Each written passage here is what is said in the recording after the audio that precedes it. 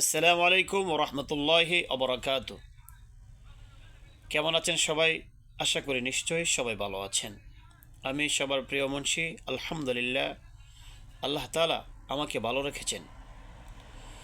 আজকে কথা বলবো কিয়ামতের ভয়াবহতা অবস্থা কি কঠিন হবে। কিয়ামত সম্পর্কে কিছু আমরা শুনব এবং জানার চেষ্টা করব।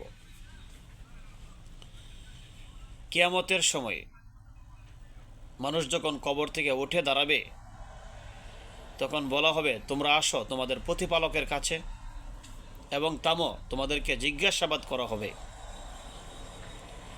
সেই কঠিন মুহূর্তে মানুষকে যখন আল্লাহ তাআলা জিজ্ঞাসা করা হবে, সমস্ত মানুষ হতাশায় আতঙ্কিত হয়ে যাবে। এতটা কঠিন ভয়াবহ হবে। আল্লাহ তাআলা যেদিন আহকামুল হাকিমিন, যেদিন হাকিম হয়ে বসবে, আমরা যারা বান্দা আছি তখন সবাই কাঠগড়ায় আসামি হয়ে দাঁড়াবো। আল্লাহর হুঙ্কার, লিল্লাহিল ওয়াহিদিল কাহ্হার, আল্লাহ তাআলার এত কঠিন ভয়াবহ হুঙ্কার হবে।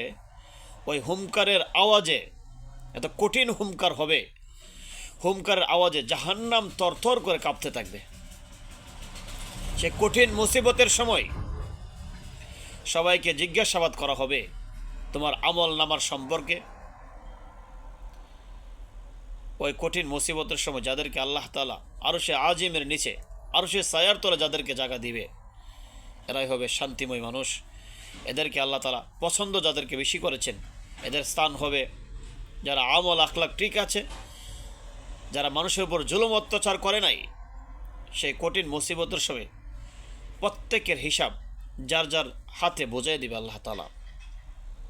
কঠিন মুসিবত কিয়ামতের সময় আমার আপনার মাথার আদাত উপরে সূর্য চলে আসবে।